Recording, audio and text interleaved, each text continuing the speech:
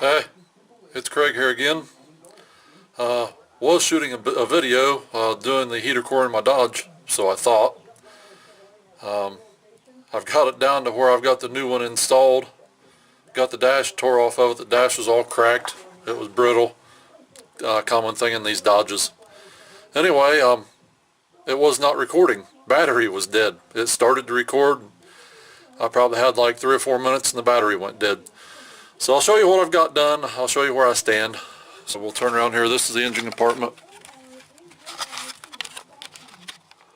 I've got the new heater core pushed in. There's the 2 new connectors coming through the firewall right there. This is a Spectre. It's got the swiveling tubes on it. I did not have to pull the dash clear out. The hoses are right here. Here's one of them. I cut them. These are, I believe, original to the truck, which is a 1998, so they're going to get changed. This is the 5.9 24 valve Timmons. It's actually a 98.5. This is the first of the 24 valves. I've done quite a bit of work to it. It runs like a beast. This truck's actually built to pull sleds with. I've got way more money in it than what needs to be in it. But as with everything, you know, you always go overboard. Okay, here's the inside of the truck. That is most of the dash, minus the top pad, which this is for the heater, the defroster. This is the vent work for the defroster that'll go back in. Pieces and parts of the dash pad. The bezel was the same way. That's it laying right there, the long thing with the white sticker on it. That's the bezel that goes around the instrument cluster. It was all faded and cracked. I patched it, tried to glue it 2 or 3 different times. See if I can't zoom in on. There's some of the pieces that I've tried to fix in the past. An OE replacement dash cover. It's not a cover, it's an actual dash that bolts on and screws in. It does not cover up the old one. And the bezel, the OE bezel, that's going to look just like what you're looking at right there. A little over $500 for both pieces. And this is from LMC Truck. I actually found pieces, you know, about $50 or $60 cheaper, but you had to buy the clips separately, and they was wanting more shipping. So in the long run, buying from LMC Truck comes with the clips and everything already installed, according to what I read on their webpage. It's actually going to be just as inexpensive, if not a little bit less, through them than what it would be from somebody else. And this is my airbag right here. That's what it looks like on the inside. It's just all folded up in there, but that's how it sits in there. And this little son of a gun's heavy. Always set the airbag where it's facing up. That way if it does go off, it's not a projectile. There's part of the dash right here. Like I said, see the pieces. Well, you probably didn't, but I wasn't holding it right. But that's part of the dash. That's from the passenger side. It goes over the center console there where the radio and stuff is. But it's brittle, and you just barely touch it. Your finger goes through it. There's my 5th wheel hitch. That's a B&W Companion. It actually goes into a gooseneck ball receptacle that's in the center of the bed. This is a 15,000 pound hitch. It was like $2,000. I'd rather have that. It does not sit on rails, so when you take it out, the bed is flush. And then if you wanted to have a gooseneck, pull a gooseneck, you still have the receptacle for the gooseneck ball right in the center.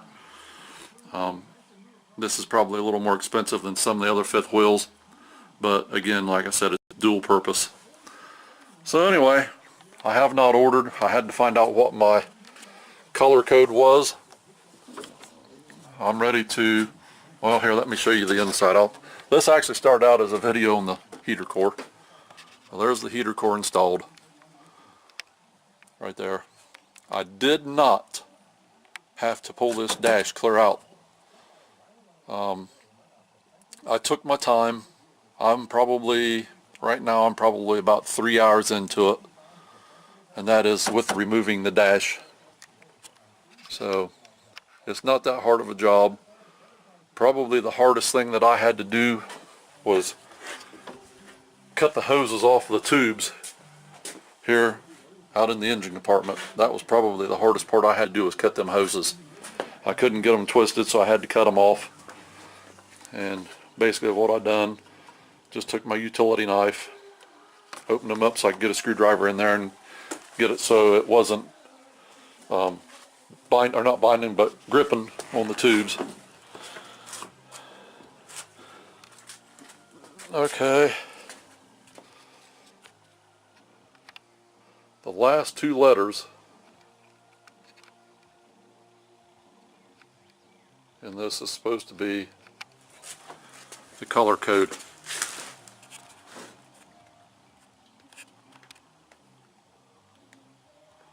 Well, this is the manufacturer. This is not what I'm looking for.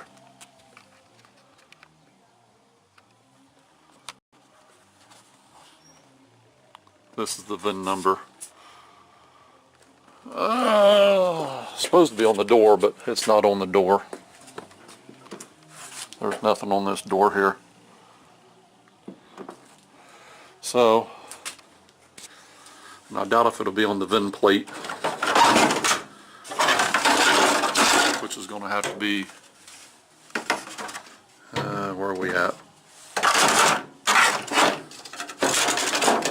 Here it is.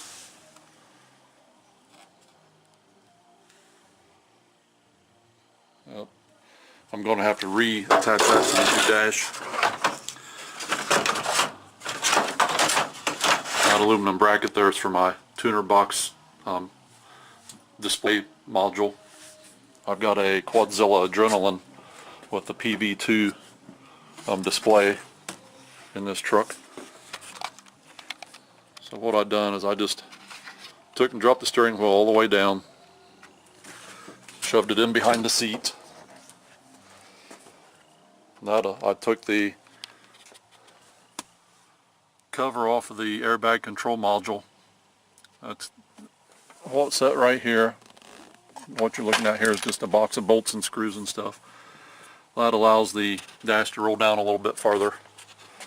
I took you can't see, but there's a metal bracket underneath the steering column. Took that metal bracket out, allows the steering wheel to go down even farther.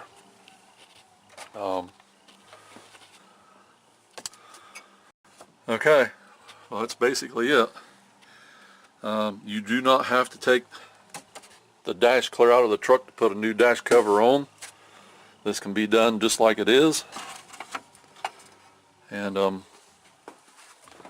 think I'll leave you at that and talk to you in the next video. Thanks for watching.